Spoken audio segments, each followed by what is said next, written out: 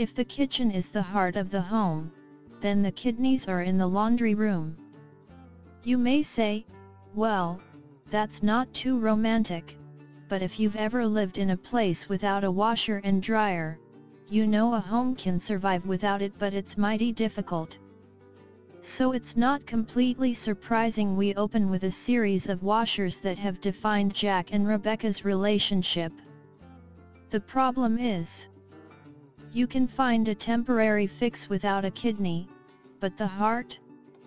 If you don't have a heart, things are hopeless. Let's recap. Kate and Toby. On the outskirts of the spin cycle plot are Kate and Toby. Kate is starting to see the benefits of sticking with her diet and respectable power walking regime, mind you, in 1.25 pound increments, but still.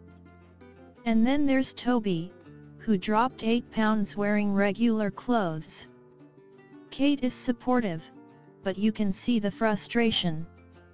We all collectively just held up our emotion wine and did a cheers, Kate.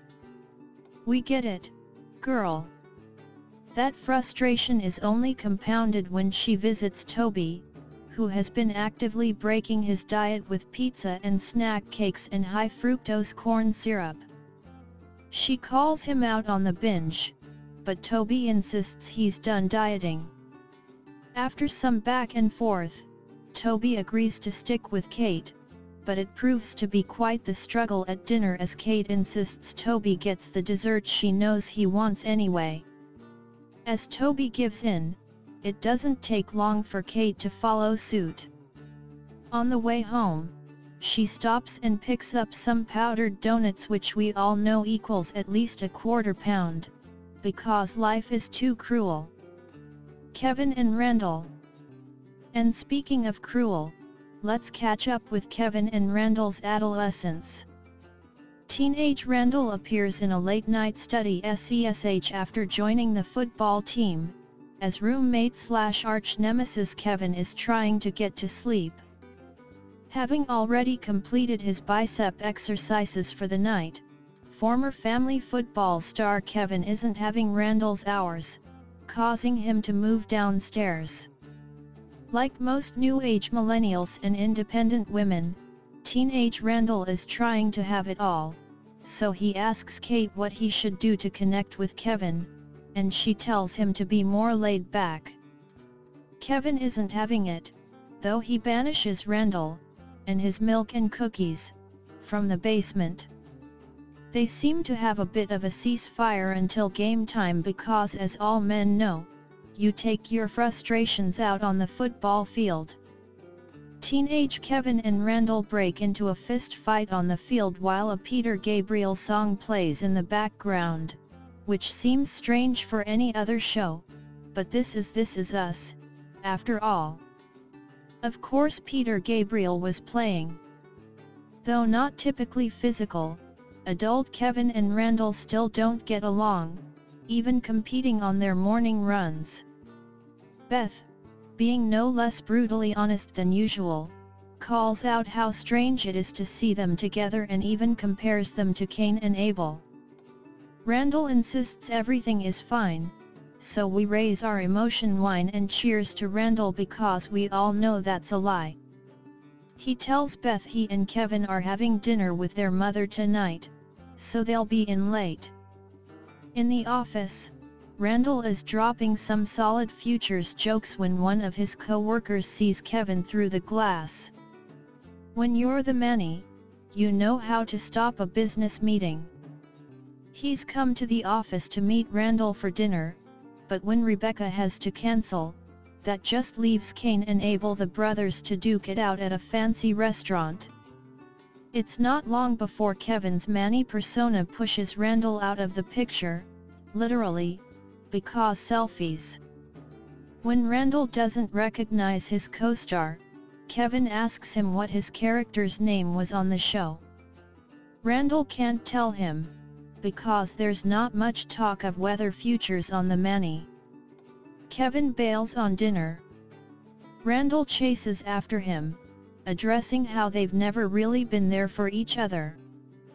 They seem to agree to disagree, until they run across a billboard for Kevin's replacement on the Manny, who happens to be black.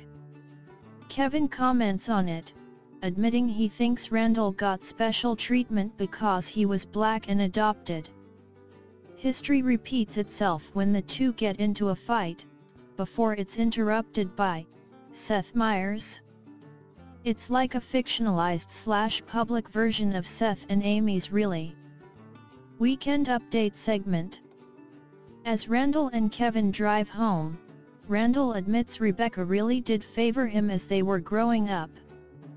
But the main reason he didn't stop it is because he wasn't getting validation from the one he wanted it from most. He goes on to say the first time Kevin ever claimed him was in the middle of Seth Meyers' surprise 2016 / their public fist fight. Sure, they've both messed up in their own ways, but there's something deeply revealing Kevin just now seems to be processing. He might not completely be in the right here. Beth and William. With Randall out for the night, Beth says she can get the girls to bed and make her and William some special brownies when you're dealing with terminal cancer and your long-lost son is out with his brother for dinner. It's okay to slip some catnip in the batter, you know? After a little piece of a brownie / pan, who's counting, Beth and William are higher than a Willie Nelson fan club meeting. They relocate outside to talk about what life would have been like had they taken different paths. After some sentimental talk about life, William quotes a poem, and Beth recites along it with him. He asks how she knows it, and she says it's from a book they own. William, too stoned to know better, mentions the book he gave Rebecca back in the day before he can catch himself. Suddenly, Beth is the third wheel to Rebecca and William's little secret. She does not take it well, but just as she announces she's going to tell him, Randall and Kevin come in and immediately realize they're high. Kevin attempts to head off to bed, but bed isn't the same place he left it. Just like back in the day, Beth has moved Kevin downstairs, but this time, Kevin invites Randall to hang out in the basement with him. Upstairs, things are a bit heavier as Beth calls Rebecca, but downstairs, the boys are getting what seems to be their first real shot at being brothers. Rebecca and Jack. Let's be honest, guys. We show up for Mandy and Milo every week, right? This week, their spin cycle of love has found its way to the 90s, where Rebecca and Jack are balancing life with teens and marriage. It's a big day, Rebecca's first day of returning to band rehearsals, big news for Jack at work, and game night for Kevin and Randall. In the process of balancing everything, Jack nearly leaves without kissing Rebecca, the first time in 18 years. At work, Jack talks to Miguel about the passing moment, but even as a flirty secretary interrupts, it seems all too evident Jack and Rebecca's love story can't help but find its way to the backseat of the conversation. As the day ends, field fight and all, Jack tries to reconnect with Rebecca, who never got the chance to tell him about her band practice. She passes on the opportunity and goes downstairs for a snack when Kevin calls out from his new basement digs. He complains about the new washing machine he can't seem to turn off, so Rebecca shuts it off and stands back, recollecting on all the washing machine related memories they've had in their relationship, as lovers often do. As the memories fade back to a laundromat, Jack promises to buy her the best washing machine in the whole world. But now that she has it, it's too clear, the kidneys of the home are nothing without a heart.